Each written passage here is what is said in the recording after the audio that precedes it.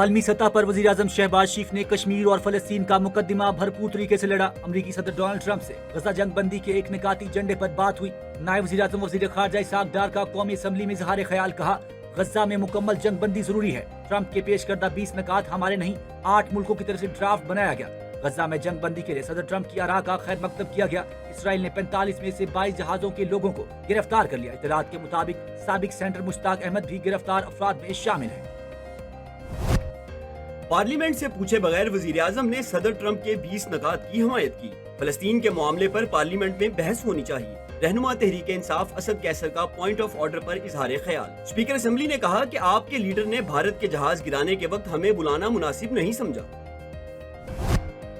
وزیر اعظم شہباز شریف 2 ہفتے طویل دورے کے بعد وطن واپس پہنچ گئے۔ اسپیکر قومی اسمبلی سردار ایاز صادق، وزیر داخلہ محسن نقوی نے استقبال کیا۔ وزیر اعظم نے اپنے دورے کے دوران سعودی عرب کے ساتھ تاریخی سیکیورٹی معاہدہ کیا۔ عرب اور مسلم ممالک کے ساتھ غزہ امن معاہدہ، اقوام متحدہ کی جنرل اسمبلی سے خطاب اور امریکی صدر سے اہم ملاقات بھی دورہ کا حصہ۔ فیلڈ مارشل سید عاصم منیر، نائب وزیر اعظم اسحاق ڈار سمیت دیگر وزیر اعظم کے ہمراہ تھے۔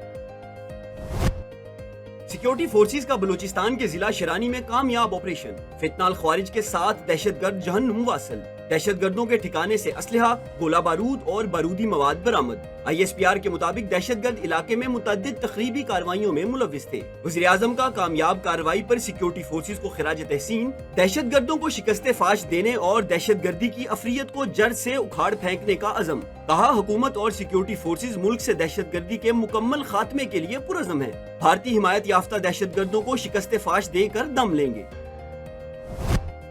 اسرائیلی بحریہ نے فلوٹیلا کی 42 کشتیوں پر قبضہ کر لیا۔ منتظمین کے مطابق اسرائیلی بحری افواج نے تازہ کارروائی میں گلوبل سموتھ فلوٹیلا کی کشتی القاتلہ کو بھی تحویل میں لے لیا۔ عالمی میڈیا کے مطابق اسرائیلی قبضے میں لی گئی کشتیاں اشدود بندرگاہ پہنچ گئی، جہاں کشتیوں پر سوار سماجی کارکنوں کو یورپ ڈیپورٹ کیا جائے گا۔ ادھر میرینیٹ نامی کشتی اپنی منزل کی جانب روانہ ہوا۔ سموتھ فلوٹیلا کے قافلے میں شامل عرب صحافی حسن مسعود کے مطابق ایک کشتی میکنیو غزہ کی سمندری حدود میں داخل ہو گئی۔ آزاد کشمیر کی کشیدہ صورتحال میں بہتری آنے لگی۔ وزیر اعظم شہباز شریف کے نوٹس کے بعد مذاکرات کا عمل تیز۔ وزیر اعظم کی قائم کردہ مذاکراتی کمیٹی اور عوامی ایکشن کمیٹی کے درمیان آج دوسرا دور ہوگا۔ عوامی ایکشن کمیٹی رہنماؤں کی دھیر کوٹ میں مشاورت۔ احسن اقبال کہتے ہیں معاشی صورتحال کی بہتری کے لیے پورے ملک میں امن کا قیام ناگزیر ہے۔ قمر زمان بولے عوامی ایکشن کمیٹی کے جائز مطالبات پر ان کے ساتھ ہیں۔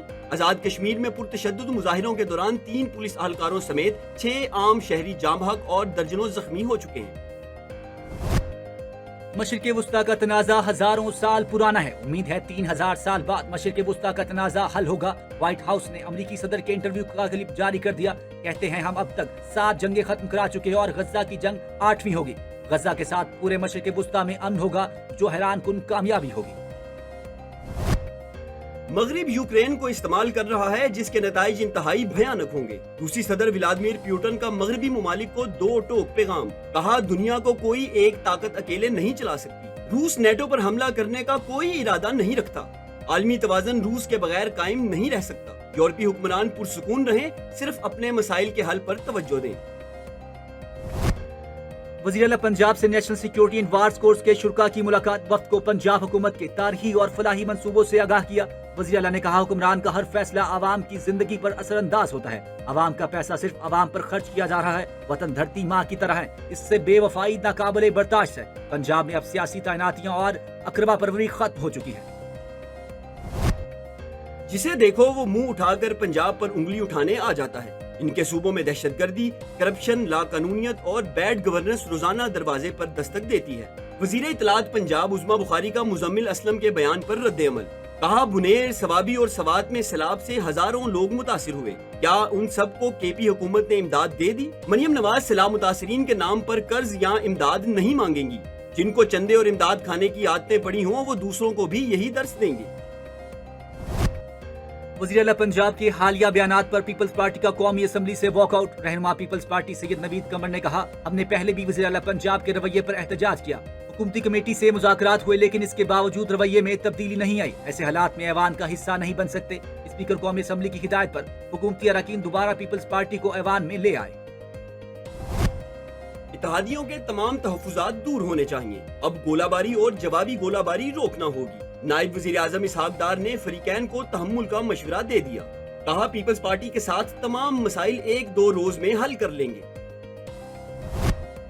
کور کمانڈر پشاور کا جامعہ پشاور کا دورہ، طلبہ و طالبات اور اساتذہ کے ساتھ انٹریکٹیو سیشن میں شرکت، صوبے کی سیکیورٹی صورتحال، قومی چیلنجز، نوجوانوں کا کردار اور ڈس انفارمیشن کے خلاف اقدامات سے آگاہ کیا۔ کور کمانڈر پشاور نے کہا، خیبر پختونخوا میں امن و امان کی بہتری، شدت پسندی کے خاتمے اور جوانوں کے روشن مستقبل کے لیے پاک فوج کی کوششوں کا بتایا۔ کور کمانڈر نے جامعہ پشاور کے تحقیقی، تدریسی اور فکری کردار کو سراہا۔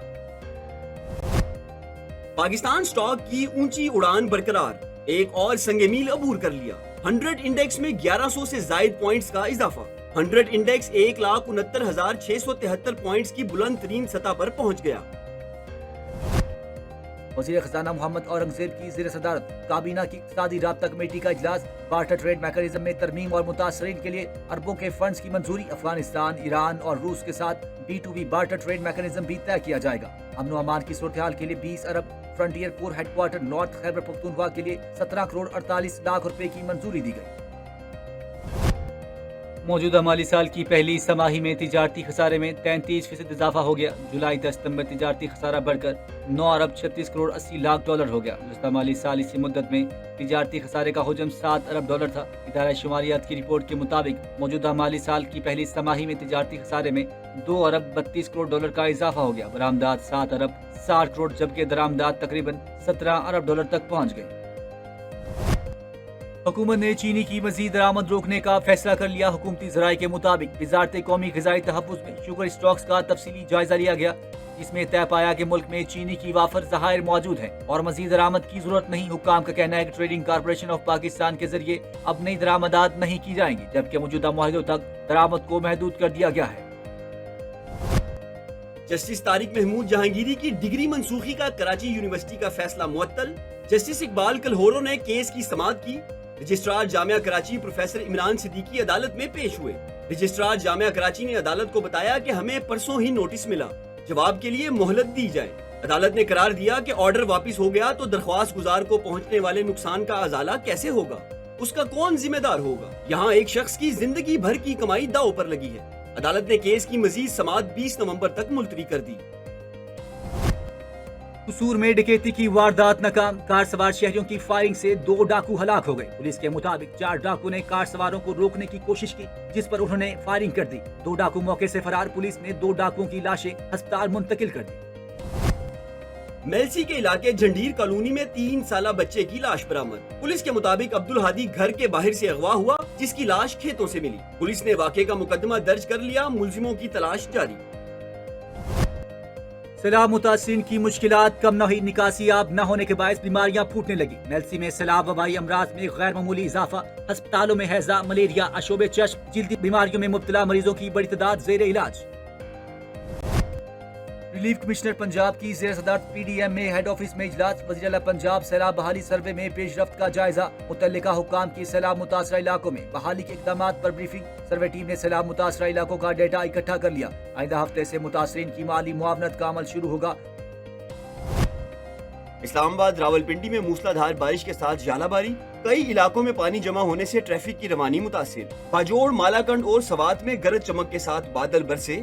محکمہ موسمیات کے مطابق لاہور، جہلم، گجرانوالہ، ضلع باجوڑ، مالاکنڈ اور سوات سمیت دیگر علاقوں میں آج بارش کی پیشگوئی ہے۔ ٹرمپ کی پالیسیوں سے امریکہ کی سائنسی برتری خطرے میں، 2100 تحقیقاتی منصوبوں کے لیے اربوں روپے کی فنڈنگ بند کر دی گئی۔ تعلیمی آزادی، موسمیاتی تبدیلی، ویکسینز اور تنوع پر تحقیق شامل۔ ماہرین کے مطابق امریکی سائنسی قیادت کمزور ہوئی تو سنگین اثرات ہوں گے۔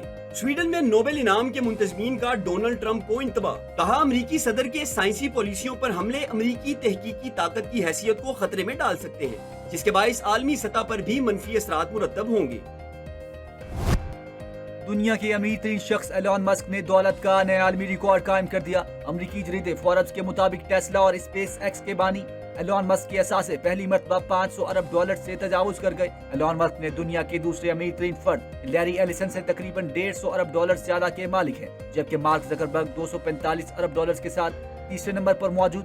رپورٹس کے مطابق اگر ان کی دولت میں اسی رفتار سے اضافہ جاری رہا تو ایلون مسک 2027 تک 1000 ارب ڈالر کے مالک بن کر دنیا کے پہلے فرد ہوں گے۔ पाकिस्तान का विमेंस क्रिकेट वर्ल्ड कप में मायूस कुन आगाज। बांग्लादेश विमेंस क्रिकेट टीम ने पाकिस्तान को 7 विकेटों से शिकस्त दे दी। कोलंबो में होने वाले विमेंस वर्ल्ड कप के तीसरे मैच में पाकिस्तान विमेंस क्रिकेट टीम ने बांग्लादेश के खिलाफ टॉस जीतकर पहले बैटिंग का फैसला किया। ताहम पहले बैटिंग करते हुए पाकिस्तान की पूरी टीम 38.3 ओवर्स में 129 रन बनाकर ढेर हो गई। पाकिस्तान की जानिब से मिलने वाला 130 रन का हदफ बांग्लादेश विमेंस टीम ने 31.1 ओवर्स में 3 विकेटों के नुकसान पर हासिल कर लिया। बांग्लादेश की जानिब से रूबिया हैदर 54 रन बनाकर नाकाबिले शिकस्त रही। पाकिस्तान की जानिब से फातिमा सना, दानिया बेग और रामीन शमीम ने एक एक विकेट हासिल की। कौमी विमेंस टीम इवेंट में अपना दूसरा मैच 5 अक्टूबर को भारत के खिलाफ खेलेगी। क्रिकेटर्स के एनओसी के मामले पर क्रिकेट ऑस्ट्रेलिया का पीसीबी से राब्ता। क्रिकेट ऑस्ट्रेलिया के सीईओ टॉड ग्रीनबर्ग ने उम्मीद जाहिर की है कि पाकिस्तानी क्रिकेटर्स को रवां बरस भी बिग बैश लीग में खेलने का मौका मिलेगा। टॉड ग्रीनबर्ग का कहना है कि पीसीबी के साथ राब्ते में है, उम्मीद है कि इसका हम कोई हल निकाल लेंगे। हम पाकिस्तानी खिलाड़ियों को बिग बैश लीग में खुशामदीद कहने के मुंतजिर हैं। हमें यकीन है कि पाकिस्तानी खिलाड़ी बीबीएल के वैल्यू में इजाफा करेंगे। पीसीबी ने एशिया कप में नाकिस कारकर्दगी के बाद अपने खिलाड़ियों को गैर मुल्की लीग्स के लिए एनओसी होल्ड कर लिए थे। पाकिस्तान की तरफ से बाबर आजम, शाहीन अफरीदी, हारिस रऊफ और शादाब खान समेत 7 पाकिस्तानी बिग बैश लीग का हिस्सा हैं और लीग का आगाज दिसंबर में होगा। पाकिस्तान हॉकी फेडरेशन ने जूनियर हॉकी वर्ल्ड कप में पाकिस्तान के मैच भारत से दूसरे मुल्क मुंतकिल करने का मुतालबा कर दिया है। पाकिस्तान हॉकी फेडरेशन ने इंटरनेशनल हॉकी फेडरेशन को खत लिखकर भारत में होने वाले जूनियर हॉकी वर्ल्ड कप में पाकिस्तान के मैचेस को किसी दूसरी जगह मुंतकिल करने का मुतालबा किया है। जरा के मुताबिक पीएचएफ ने अपने खत में पाकिस्तानी खिलाड़ियों को दरपेश सिक्योरिटी खदशात से आगाह किया और पाकिस्तानी हॉकी टीम के मैच भारत की बजाय न्यूट्रल मुकाम पर खेलने का मुतालबा किया है। जूनियर हॉकी वर्ल्ड कप 28 नवंबर को भारत में शुरू होगा और 11 दिसंबर तक जारी रहेगा। इससे कबल पाकिस्तान हॉकी टीम भी एशिया कप खेलने भारत नहीं गई।